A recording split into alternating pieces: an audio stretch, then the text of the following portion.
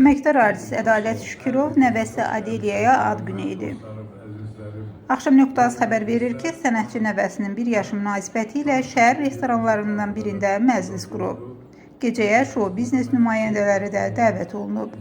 Qeyd edək ki, Adeliya müğənninin oğlu Emilin evladıdır. Ədalət Şükürovun qızı Jalənin də bir evladı var.